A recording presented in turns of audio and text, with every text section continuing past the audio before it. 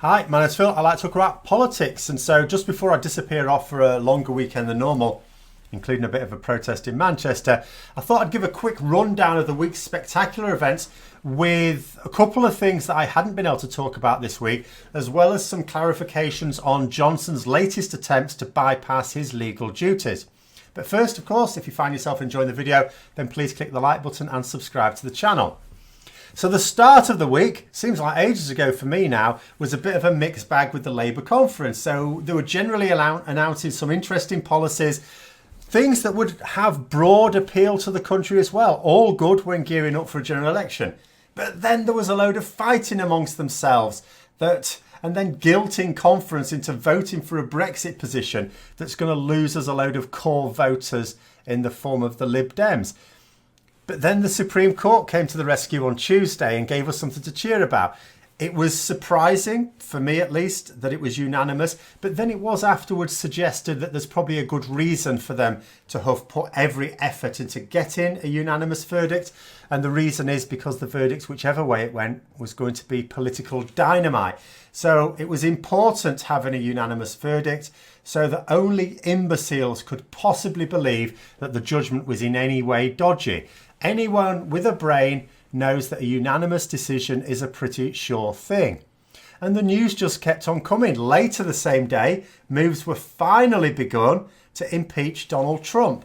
News that really passed this channel by due to a combination of limited time on my part at the moment and excessive material from our own homegrown political vandals.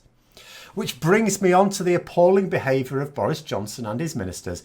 Inflammatory language which, despite his denials, has resulted in increased threats on MPs and attacks. There have been attacks.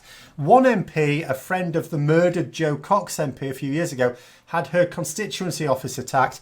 A man was screaming threats and banging on the windows and doors. Staff had to lock themselves inside until the police came along to arrest them. There have been other attacks on property as well, bricks through windows, that sort of thing. And vandalism, daubed on walls and fences. And this is a direct result of the sort of rhetoric. Johnson isn't trying to heal society. He's trying to set fire to it. There was the BBC, again, stupidly getting the wrong people on again. Got this person on, Brendan O'Neill. Some people may have already seen this today. And he was saying, he's surprised there haven't already been riots. Now, I've talked about this in the past. The bottom line is Brexit protests have been pathetic. Whenever they've tried to organise pro-Brexit marches, demonstrations, whatever, they have been pathetic. The idea that these guys are suddenly going to riot if we don't get Brexit through is ridiculous.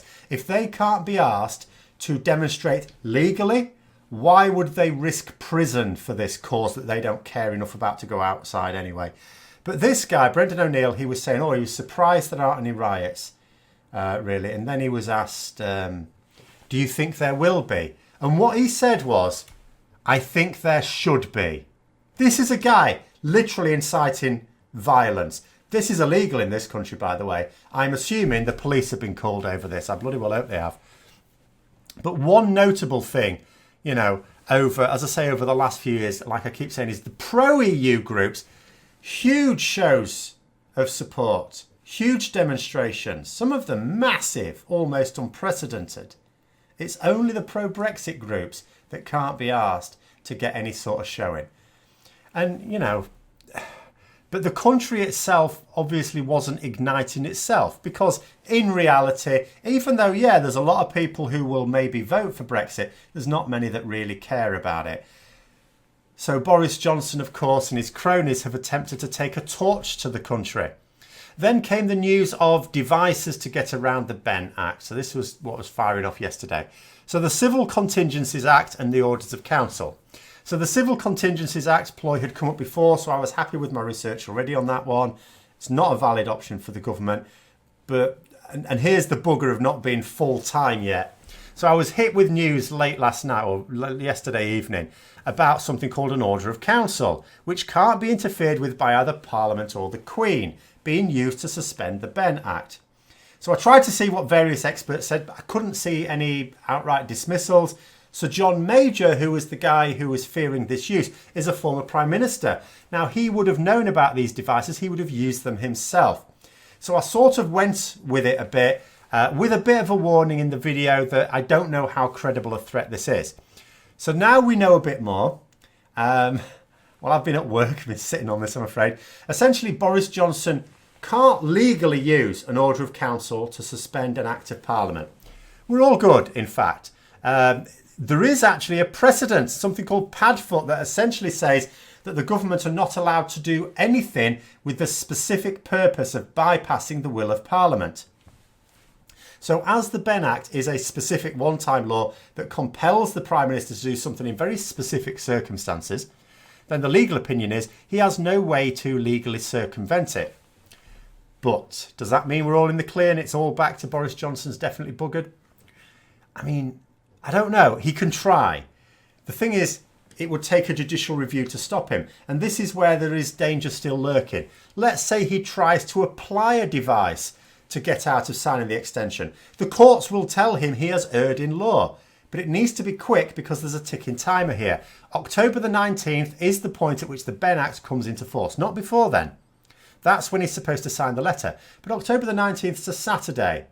So Saturday is not lots going to happen. Sunday, what's going to happen on the Sunday? So we come back to Monday when courts are open again. And it's October the 21st. 10 more days to go till Brexit. And even when the letter is signed, it still has to physically get to the EU Council. They still have to decide. Hopefully they would decide in advance. They know what the letter's going to say. And then potentially offer a different extension, which is actually bloody likely. And then Parliament still has to vote on it. And it all has to do this before October the 31st. So Johnson may try to do things that he knows are unlawful in a way to delay the process and run down the clock. If he can apply a couple of things to try and delay, and each one delays it for a few days until judges tell him to behave, then he runs out of time even when he does sign the letter. It'd be too late. This is why there's this little term called mobile officium. It's a marvellous little term I just learned about, used in the Scottish legal system. Essentially, as far as I understand it, it works like this. So let's say there isn't currently an established legal remedy for an issue. No problem. Senior Scottish judges will quite happily come up with one for us.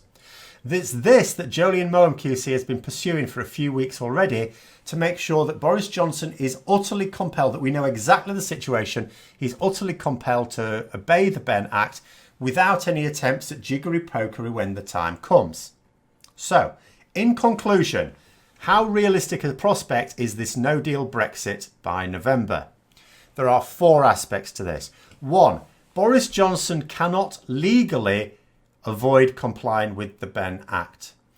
I add in my previous proviso that legal experts, of course, are saying it's watertight. They've said that before and it turned out there was a little quibble.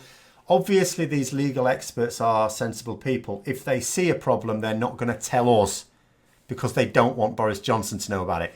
But at the point at which it becomes quite clear Boris Johnson does know about it, then they'll go public with it.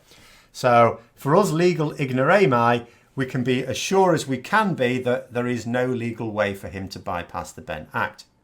However, the second aspect of this is Boris Johnson may try and delay complying by applying ridiculous devices unlawfully, but claiming that they're legal. And remember, he did this with prorogation. And as with prorogation, just because it was declared illegal, remember, he still got away with it. He still got to shut down Parliament for over 2 weeks. Wasn't as long as he wanted, but it was still about half the time that he wanted. And there's no consequences for him as a result of it. So as with prorogation, he may partially succeed in his aims if he tries to do this, even if the courts slap him down. Third aspect to this, there are attempts to get the Scottish courts to apply something that would stop these delaying tactics before they can be begun.